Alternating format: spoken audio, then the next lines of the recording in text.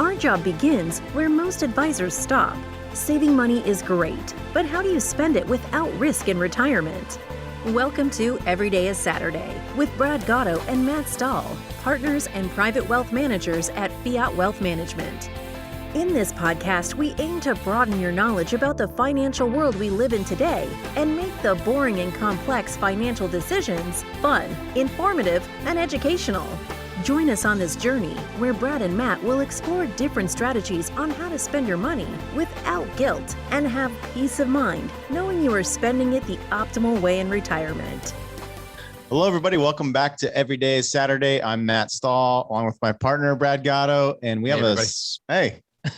And if you're joining us on video, you'll see that we have a special guest with us today. Jason, say hi. Hi, everybody. Jason Suss. Yes. Yeah. We have Jason here because the name of our podcast is Every Day is Saturday. We've been at this, Matt, for almost a year and a half. Just about. Something like that. Yeah. And we have a lot of evergreen things that we kind of put out there just so they're there for everybody, hopefully into perpetuity. Maybe we'll have to re-record them at some point, but things about who is Fiat Wealth Management, who are some of the staff at Fiat Wealth Management, what do our processes look like, kind of what do we believe foundationally here as a firm. But one of the big parts of our vision for this podcast when we started it, hence the name Every Day is Saturday, is to bring people to you that are living kind of that every day is Saturday lifestyle and have an opportunity to interview them and help everybody. You know, it's one of those deals, Matt, where one of my favorite things to do is find other people that are doing the things that I want to be doing. Yeah. And learn from them. Absolutely. Right. And so if you want to live that every day is Saturday type life, we got to find those people that are doing it and figure out how in the world they're doing it and what they're doing. That's right. Jason's one of those people. So he was at the top of our list. We're going to learn about it today. We're going to hear about what Jason's Saturday is every day and his inspirational story of how he ended up here. So with that being said, Jason, we know your name, but we don't know anything else about you.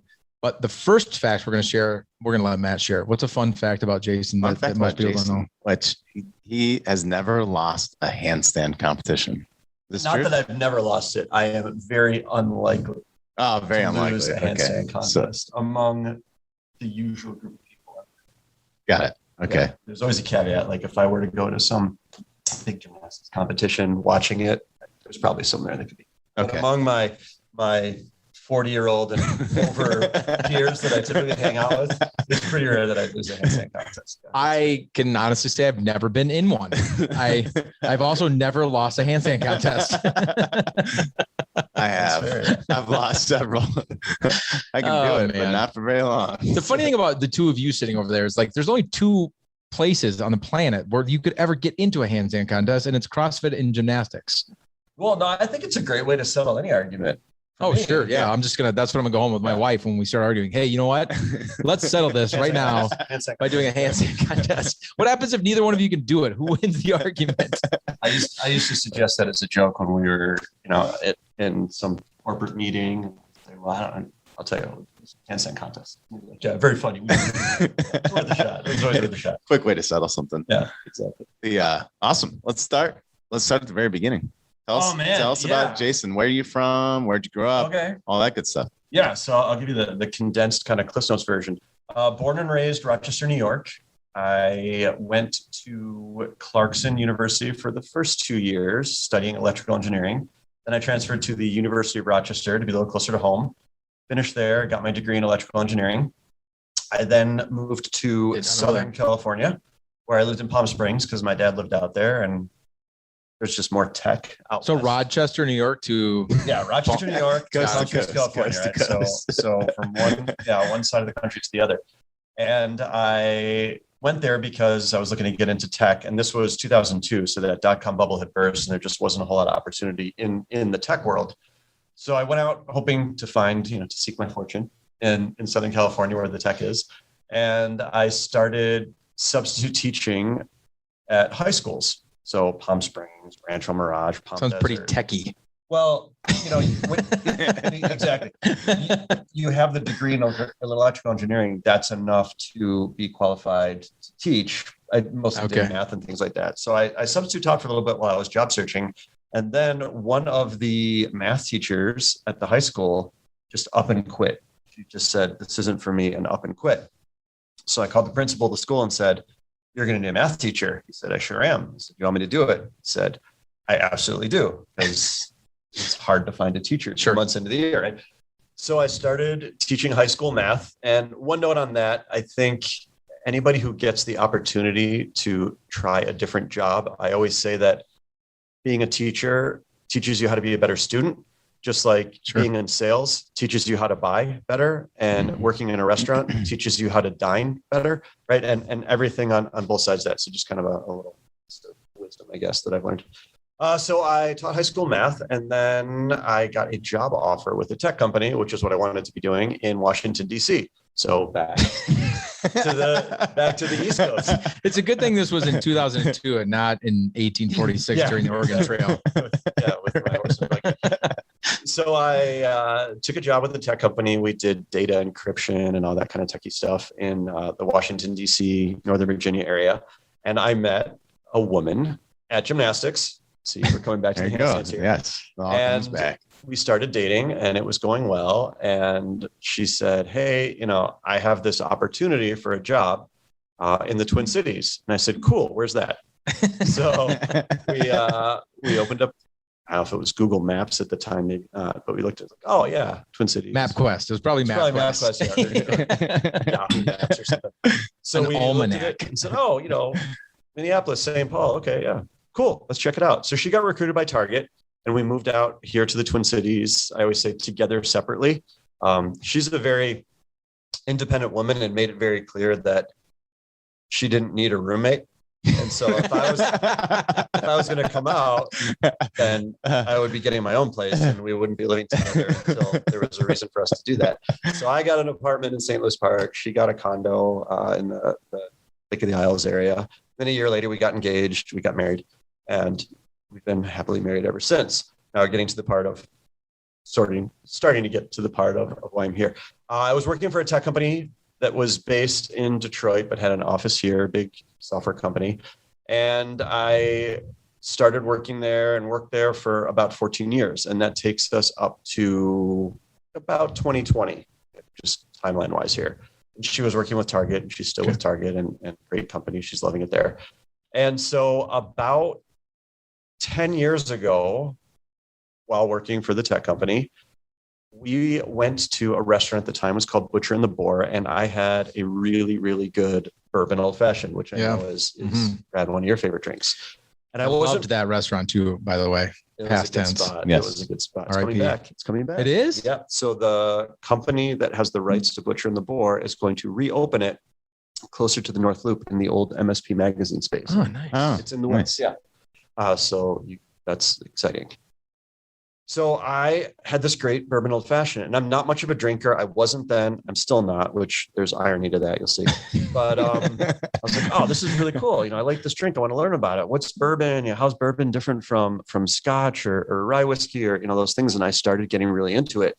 And I started going to the cool cocktail bars to see, who knows more about drinks and all this kind of stuff. And at the time, there was a competition called Iron Bartender. So think Iron Chef, right? Secret ingredient, make something.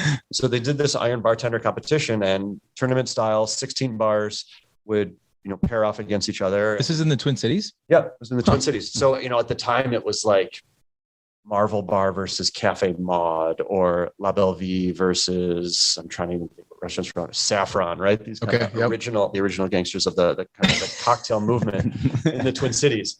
And that year, La Belle Vie was the winner, and it happens to be not far from where we live. So I went over there the following week and just sat up at the bar like a geeky little fanboy and said, I watched you guys win. I think cocktails are so cool. I've been learning so much about it.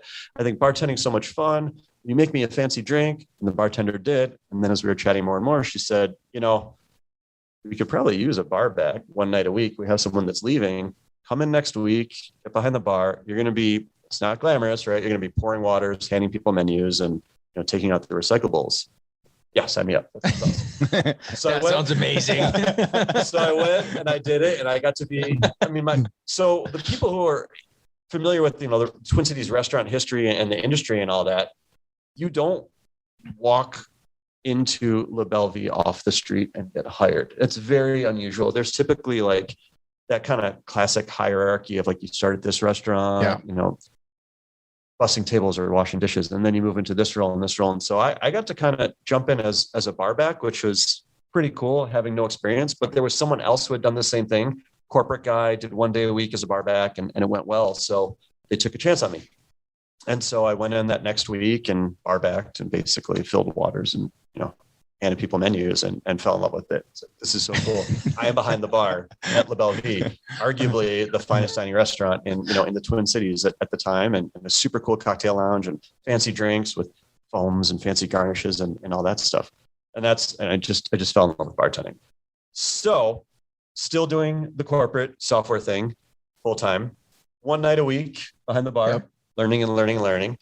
And then the kind of 2 things happened in parallel. One, my next door neighbor said he was having a party and needed some suggestion on what to do for drinks. I said, I'll tell you what, I'll do the drinks and you pay for the snow plowing this year. He said, deal. So, because we have like a shared driveway, it's kind of a weird setup. So my neighbor said, I'll cover the snow plowing this year. You take care of all the bartending for the party. So I bartended the party.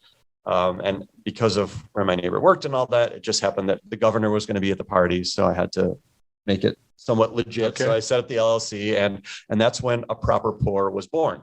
Oh. Right? That was my first A Proper Pour event, was my neighbor's. It was the end of session party that they held for the state government. And at that party, someone was like, hey, this is cool. I'd love a bartender at my party. And then they invited me to bartend at their party. And that's kind of how A Proper Pour bartending service was launched. Still working full time for the What year was company. this? That was going to be 2013. Okay. Yeah. So started in 2013. And so A Proper Pour was born, and I started bartending private parties while working at the Belle Vie bar backing. And then I very quickly, and again, this is very unusual to go from bar back to bartender, but I got a call one day from the manager of the bar, said, hey, do you own a vest? I do. Pretty normal question to get from somebody. I was like, I do. She said, great. I'm going to need you to put it on and come in and bartend tonight because we can't find this bartender who is scheduled. This one's out of town. That one's sick. This one's, doing something else. And I was like, oh, so I'm basically your 7th string bartender. She said, exactly. Put on your vest and come in. We need a bartender. Why do you own a vest? How many? Because I was wearing the vest and tie for when I did the private parties. That was kind of the behind the bar official uniform is vest and tie, looking proper and elegant. Okay, I'm just making sure because I can't imagine that a lot of the listeners are like, oh yeah, I just own a vest. Yeah, it's just I do handstand contests. So yeah, right. Plus, if you ever wanted to sell Tupperware with Napoleon Dynamite's brother, you gotta have something that makes you look legit. Fair. So vest and some name tags. So A Proper Pour was born, started doing private events, still working full time at the software company. And then A Proper Pour started to grow. And in 2019, as a company, we did, and I say we because I had a group of bartenders that would work with me. And if I wasn't able to do an event like on a weekday because I'm working, I'd give a list of ingredients, materials, things like that. It'd be all set up and another bartender would pick it up, go do the event right under the A Proper Pour umbrella and execute the event. So we did about 120 events that year in 2019. Wow. And that's everything from, a pour wine for 2 hours at a neighbor's fundraiser to, a 200 person wedding or whatever it is. So that's when I kind of stepped back and said, this is a thing. This is a real company and it's going well. And this might be something I could do full time. Yeah. Now in parallel on the software side, I was very quickly becoming the software company's kind of corporate bartender sort of. People knew that I was into cocktails and nobody loves cocktails and bourbon more than software sales guys, right? Happy hour and things like that. So I became kind of popular because I was learning all this stuff about cocktails and I knew the cool bars to go to in the cities that we would travel to for sales meetings. And one thing you'll notice in my story is that I've had a lot of luck and a lot of things have just fallen into place at the right time. And if I try to take credit for this without saying that a lot of really great things just happen to line up. One of them that, it's still almost too ridiculous to believe. One of the products that we sold as a software company monitored the performance of applications for an end user. And that in the industry, so basically you log into your corporate application. If it's slow, the software would say, hey, this particular thing was slow and it caused Brad to have a bad experience. And It's because this database call took a long time, right? So it's kind of identifying where the problems happen. I'm glad you explained it, because when you said it, you're like, well, yeah, don't you get this? And I was like, so that's a big space in troubleshooting for large companies. Like if someone logs into your app and it doesn't work, it could be there's usually an average of 88 things that have to get touched for someone's app to work. So you log into your online banking account, there's probably like at least 80 plus physical things that get touched in order for that screen to come back with your info. So it's very complicated. So software that tells you, okay, it's piece number 43, right? That's the problem is really helpful in troubleshooting. But one of the terms for that type of software is known as real user monitoring, which happens to be also referred to as RUM in the tech world. So I sat back, I was like, I'm your RUM guy. I'm going to be the corporate RUM guy. I said, give me this product to own, because I had kind of specialized in that product anyway. I said, and I'm going to build an entire campaign around RUM and RUM. And I'm going to send out newsletters to all the employees who deal with this on a fun fact about rum. It's made from either sugarcane juice or molasses, and a fun fact about our rum, that it can be done with software on the server or even without software on the server, right? And so I wrote these cocktail-based newsletters for the software company all about rum, the drink, but tying it to rum, the software. So why is it called proof, right? When you're measuring alcohol, why would we do a proof of concept, right? Well, here's the tie-in between the two of them. So it was just super geeky dad joke, things like that. But then that morphed into doing cocktail classes. So we would travel to a city, we'd find a cool bar, we'd rent out the bar, and I would teach a cocktail class and weave in information about our rum software to the rum cocktails. And so I remember it so distinctly. We were sitting in the car one day, my wife and I, and she's the brains behind most of what I do. I tend to just kind of be the labor. And we were talking about this, and I said, yeah, these cocktail classes, and it's pretty cool. And, it doesn't have to just be rum, right? I mean, I could do a cocktail class about this other kind of technology or security, right? Here's why we use a strainer. We don't want ice getting from this container to the other. We don't want people getting from this environment to that environment, right? It's a security thing. And she just sat back and you saw the light bulb go off, and she's like, that's it. Like, that's what you do. That's your transition into a proper pour as kind of its own entity, is focus on these corporate cocktail classes, because they're different, they're interactive, they're fun, and nobody turns down a happy hour, right? Yeah. So you do a private event. So fast forward to March 2020, a few things happened. One, you don't say. Well, yeah. For those of you who have been unconscious for the last 2.5 years, you may not know, but there was something that happened in March of 2020. So what happened in the very beginning of March of 2020 is I quit my job at the software company, because I was thinking, wow, this is great. A proper pour is growing. We're doing a lot of events. This is going to be awesome. I have all this stuff booked. Now's a good time. It was also a good time because a year prior we had done an IPO. And so that, again, when I talk about being lucky, there's a lot of things that happened that made me lucky. And the company was doing really well. We did an IPO. To be clear, your software company did the IPO. Yes, the software company. Not a proper report. Proper report. You're doing very well. We did an IPO, so I decided to quit my day job. No, the software company did an IPO and became a public company, and that worked out well. I had been there for years. So that was, thinking about finance, right, and what you guys do, that was a good thing for me, because it gave me a cushion, right? Yeah. A little safety net that if, for whatever reason, this doesn't go well, it'll be okay, right? We'll still keep the lights on. So March 1st, I talked to my manager and said, hey, I think I'm ready to go do something else. And said, it's a bummer, but we understand, it's a totally different thing. It's not like you're going to a competitor or something, and we like you, and we would want to do cocktail events with you. It's great. You'll be my first client. So I put in my resignation March 1st with my last day to be March 31st, because that's the end of the fiscal year. And anybody who's in sales knows you never leave before the last day of the fiscal year.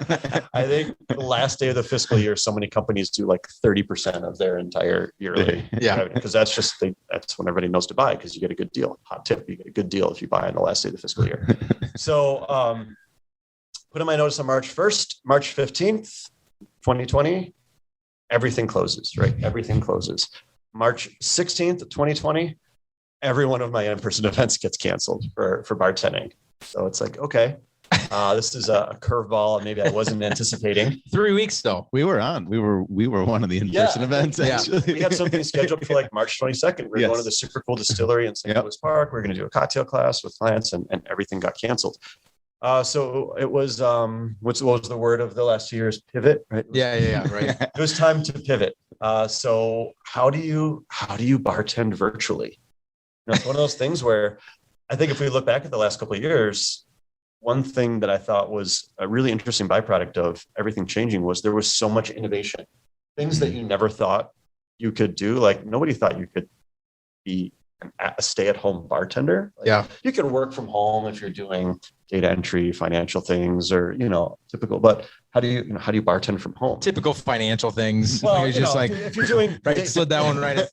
Just that easy research, stuff. Research, accounting, marketing, all those things that are typically screen-based or conference call based. I know you meant, but it'd be hard to do. Like stay-at-home snow plowing. There's things that don't translate well. But you go out there and shovel it, and then just pay me. Right. I'm going to teach you how to do it. It's actually brilliant. Yeah. Don't use your back, use your legs. That's our next thing. Motivational snow shoveling. You're doing great. Okay. Now I'm going to want you to go ahead and throw that to the left. Excellent. Right. Keep it up, Brad. You're doing great. So how do you transition bartending into virtual, right? Remote bartending. So I reached out to the tech companies that I'd worked with and said, you're in sales. You wine and dine clients.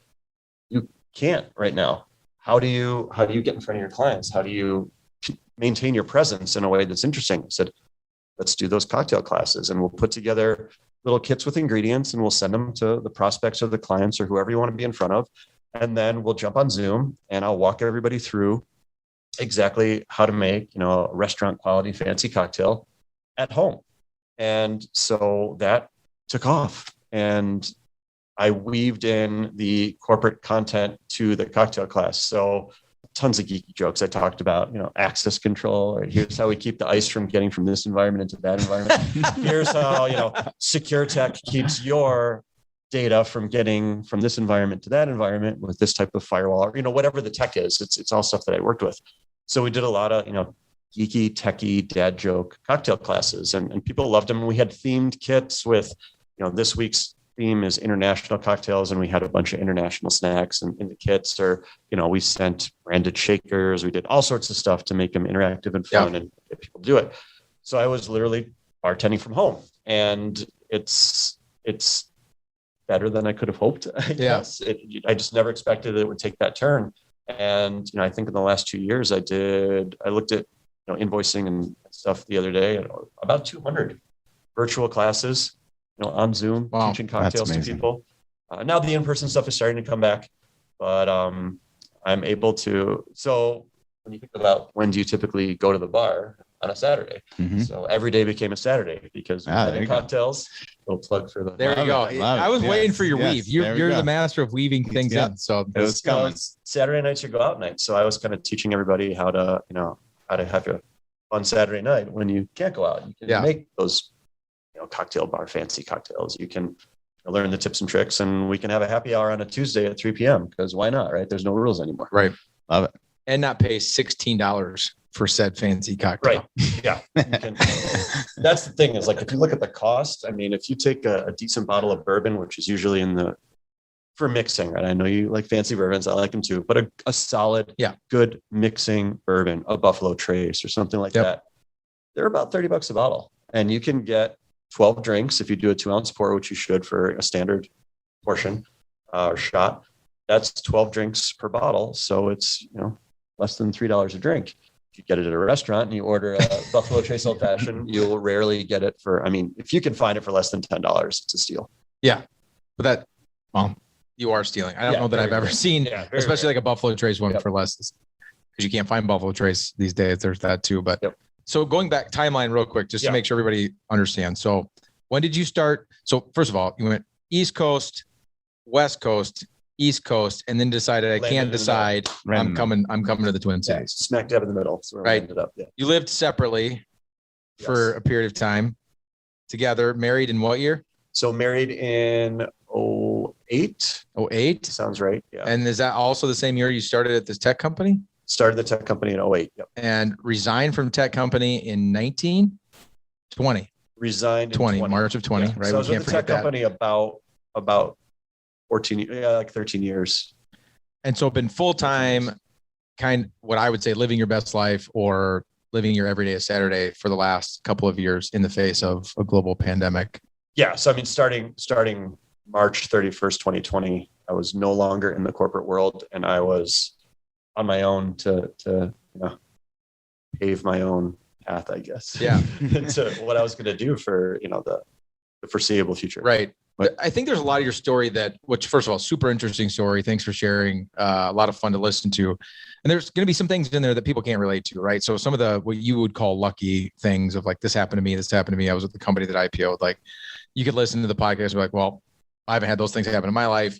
And so I didn't, maybe I won't have the cushion to do what my everyday is Saturday is the way that you would. But even before any of that stuff happened, the fact that you were even willing to say yes to, I mean, call it a job, but like the bar back, like the basically come in, get your hands dirty. You're the lowest on the totem pole.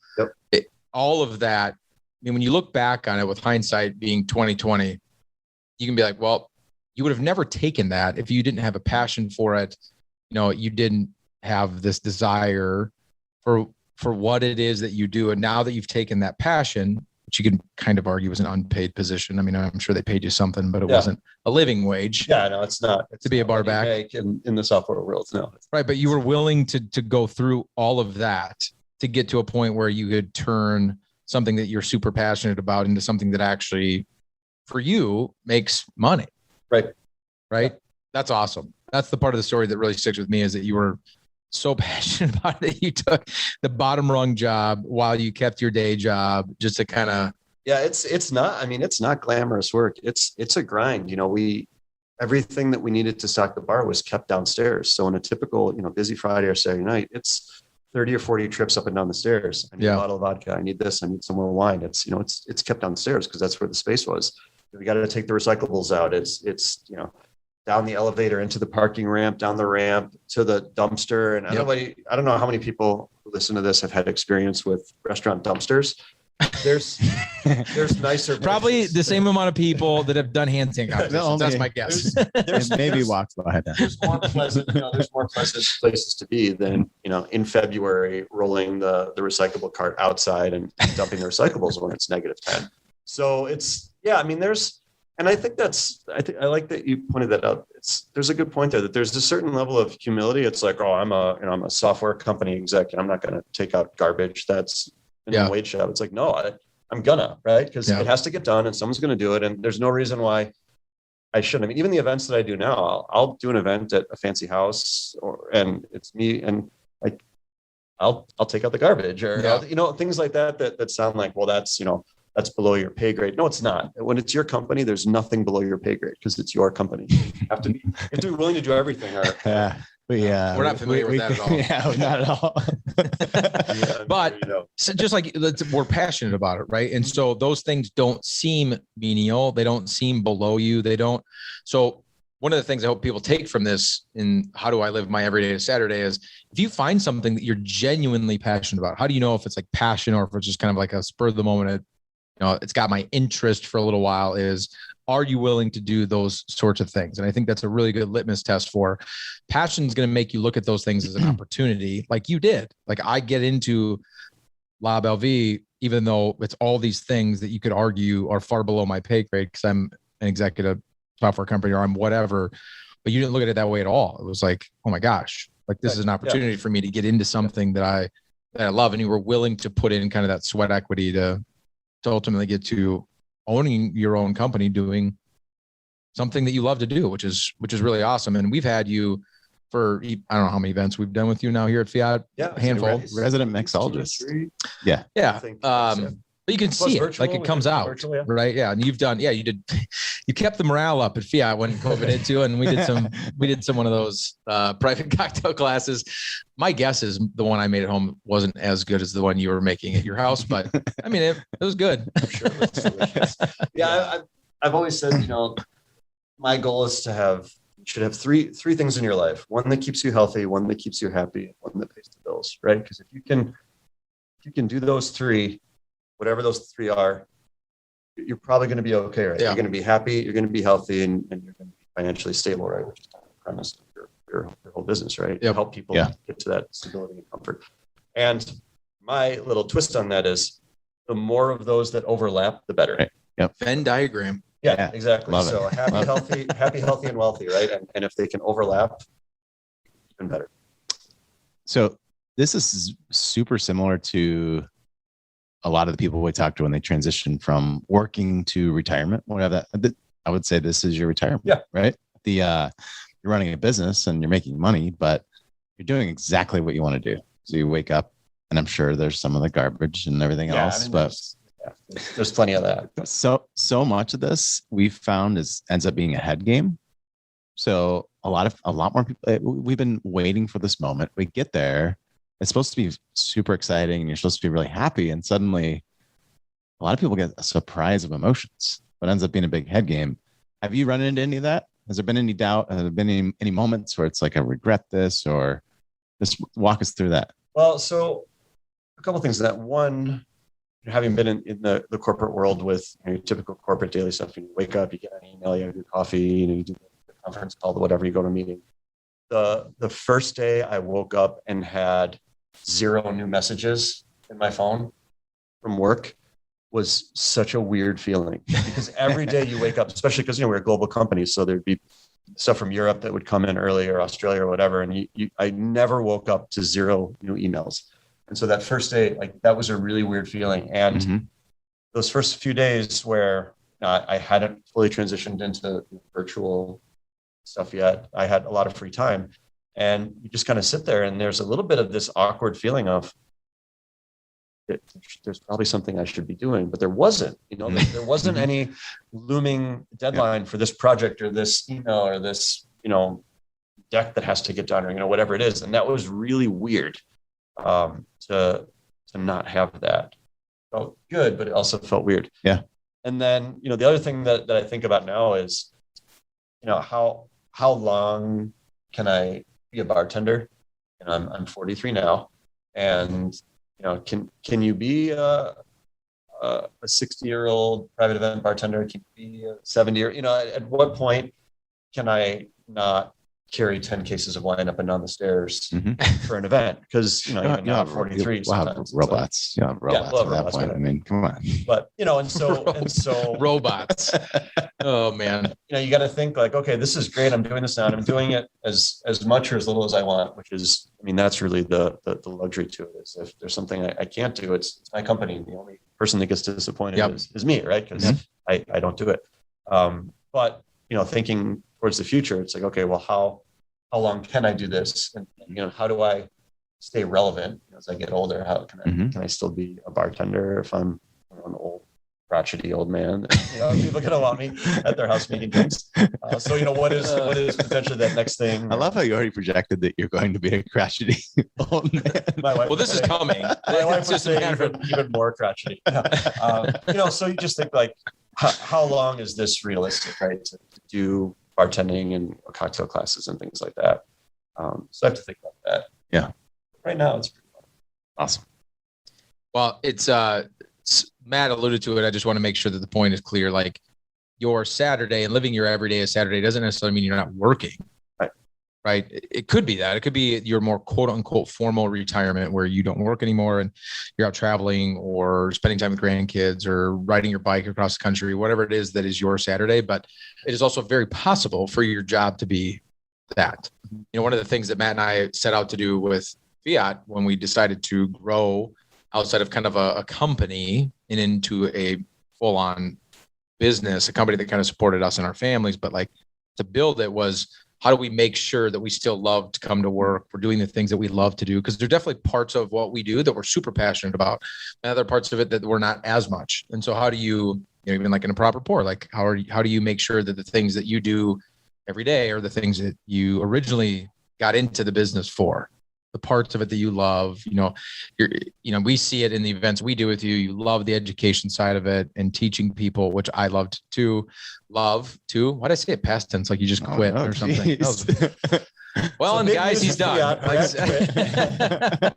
Fiat, So it's important to know that it can be a lot of different things. I think we've talked about this in the past, Matt, on different episodes about people that have kind of this sunken fallacy cost of like, well, this is what I do. I'm a corporate software guy. And so although I'm not super passionate about it, I'm just going to keep doing it.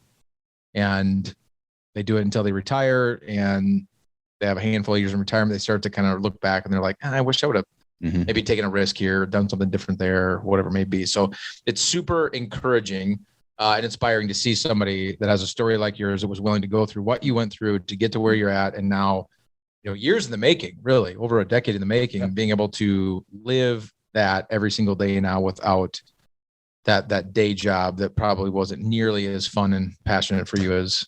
I mean, I liked it. I did like it's a great company, and I like the people I work with, but it's they're not going to listen to this. You don't have to do that. Yeah.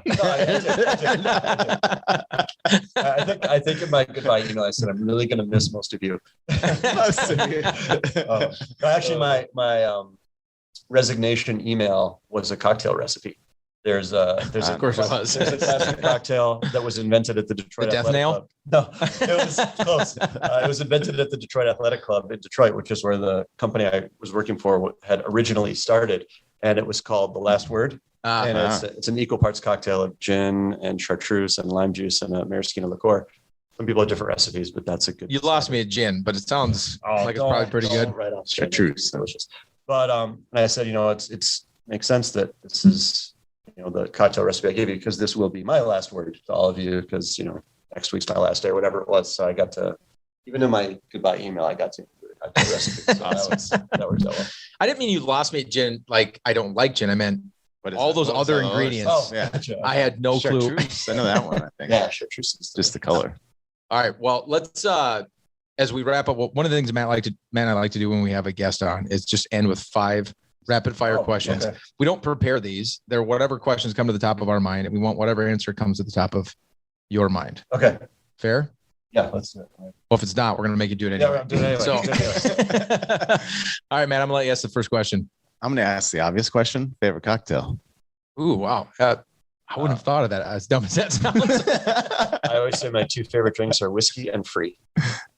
Nice. So if it's one of those 2, I'll be happy. So, well, this doesn't count as my question, but do you have a favorite whiskey? I like, all-time favorite that I've had is the Hibiki 21-year-old Japanese whiskey. Okay. I got a bottle of that years back. I got lucky. There's a story about that. We'll save for another time, but really delicious. Probably my favorite whiskey that I've had. All right. So my question is, you've lived on East Coast, you've lived on West Coast. Now you live in the Midwest. If you could live anywhere in the continental United States, where would you go? We've been thinking about that. I don't know. Depending what you watch or read lately, everything's either great or everything's terrible. So, you don't say. I don't know. I mean, this city's been really good to us. I can't complain about that. It would be great if it were warmer in the winter, but then, you find somewhere that's warmer, and then, there's issues there. So I don't know. That's a hard one to say where would I want to be. I don't know. I'm going to have to travel more and figure it out. So I'll put that on my to-do list. Wow. So he's staying in Minneapolis, folks. Yep. For the All right, there it is. I don't have any reason to leave. Yeah. This is an overlapping interest that I know we both have. Okay. This may be a tough one. Your favorite meal of all time? So many. My wife's an incredible cook, and she makes all this delicious food all the time. And say, what was the first one that popped in your head? So you're going to give Pizza. her, you're going to give her credit? Pizza. I'll give her credit for being a phenomenal cook. Yeah. But pizza, just that perfect New York City greasy slice where when you hold it, it holds its shape for about 3/4 of the way, and then the tip starts to it bends. bend down. Yeah. Not the big soggy slices, and don't even get me started on square cut pizza. Oh man, I kind of like square cut pizza. You can have all you want, but I like that classic New York City slice that you get at some dirty, grungy. What toppings? Pepperoni. I'm a purist. Pepperoni. That's it. Why is Sauce, pepperoni cheese, the purest? Why is that's just you don't just get to claim that as the pure? Well, it's one of the original classics. I mean, sausage, mushrooms, pepper. But there's a lot of things that people are calling pizza that maybe more of a fat bread. And As a shout out to my college buddies, in college we had a lot of pizzas, most college kids do, and we had dubbed what we call perfect pizza. And that was pepperoni, bacon, pineapple, and jalapeno, because you get the whole palate. Yep. You get sweet, you get spicy, you get savory, and you get smoky. That all in one pineapple is pizza. controversial, though. It is. And I don't even like Hawaiian pizza. I'm Like pro just pineapple. ham and pineapple. But you add the spicy and the smoky in with it. Okay. I'm So- definitely pro pineapple. There you go. All the Absolutely. listeners, if you have perfect pizza, or you try it, let us know. Because every one of my buddies since college that are not college buddies that I've turned on to it, they're all in. They agree. Well, it makes sense. The sweet, the salty, the spicy, the sugar. There's your See, five it's a flavors, cocktail right? of Yeah. pizza. Sweet, sour, salty, bitter, and then the fifth one's umami. Yeah. So Mushrooms. you do it right. Mushrooms. You get a little bit of everything. in there, Mushrooms. I can do mushrooms. Yeah. Well, umami can be anything like earthy and rich and savory. Okay, That's so 3 or 4. that was third question. I keep asking follow-up questions, and I'm not counting as questions. I got nowhere to be. Saturday. Okay, so you It's born and raised in New York. Yeah. Right. Are you a New York sports fan? And if you are, what do you follow? I'm not a sports guy at all. Zero. I'm very low. I mean, I was a gymnast growing up, so I didn't follow much of the pro sports or team sports or. I mean, I know the rules of most of the games except for cricket. Anybody can explain cricket to me? Nope. I was in London sitting next to a cricket field on a bench next to a guy and said, "Hey, what are the rules here?" And he looked at me. He's like, "Honestly, I don't think anybody knows." I was like, "Well, how do you know if they win?" He's like, "Well, sometimes they don't." Like, well, Sometimes they don't. like, when's the game over? He's like, "I don't know. Sometimes it takes 2 hours. Sometimes it could go for 3 days." So that's everything I know about cricket. But just not a. I mean, I'm nothing against sports. I just never really got into it. That's an answer. Yeah, I did downhill skiing. I was a gymnast. I was a diver. So a lot of individual. All right. Yeah. Love it. Now he works for himself Yeah, too. works for himself. Yeah. All right. Next question. So your story is super inspirational. Is there anything in particular that's inspirational to you? A book, a podcast, a movie, anything? Other than ours. Yeah. Oh man. Well, we know the obvious answer. It's like I haven't listened to yours yet. I don't know. That's a hard question. I like. You've already used that answer. Yeah, Use no, that right. one again. I like data, and I like being a bartender. Right, you got to be able to talk to anybody about anything. So I like to know about technology. I like to know enough about sports and food and pop culture, and so I like snippets of data that can give me that. So there's a podcast called Planet Money. Oh yeah. Which is really interesting because they'll talk about all sorts of different topics, then kind of get to the economics or the data behind it. Freakonomics is another good one. Mhm. I like that, where you can learn interesting stuff. And then there's whatever the 10-minute NPR news, whatever the morning, like that morning. Unfamiliar. I know what you're talking about. Yeah, it's just like here's the 4 biggest things that happened yesterday. I just like to listen to that every day and just be aware of what's going on. So I don't know if that's inspirational as much as it is like educational, but I like to be knowledgeable on it as much as I can, so I can have an intelligent conversation. Be situationally fluent is what I like to call it. Oh, there you go. I like that. Right. So We're like gonna use whatever, that. We're gonna totally Yeah. steal that. That's cool. whatever people are talking about, I like to try my best to be aware and at least somewhat knowledgeable about Sure. it. That's awesome. You made it all the way through all 5 questions, All right. even though you Nicely done. used. Ding ding when you're there. That's a hard question multiple times, but we're going to let you get away with that. It's just fine. Jason, I appreciate you being a part of our podcast today. Thanks for coming in and sharing a little bit of your story. Yeah. my Yeah, pleasure. thank you, Thanks man. Thanks for It's having awesome. me. Well, we should have a cocktail. I agree. Maybe right now. Yes. We actually, before you came in here, I was like, man, we should have cocktails in our hand because of this story. And I could have brought some like little single serve bottles. oh Should've. man, we're redoing this Next one. time. Next Yeah. time. We'll redo this. We have re-record. This didn't go very well. Yeah. Jason, you have to come back. We'll do a follow up in 2 years and see if I'm still doing this. Everybody that's out there, thanks so much for listening to Every Day is Saturday, as always. And welcome to this new rhythm that we kind of always had planned for this podcast of having regular episodes with people just like Jason that are living their version of their Every Day is Saturday.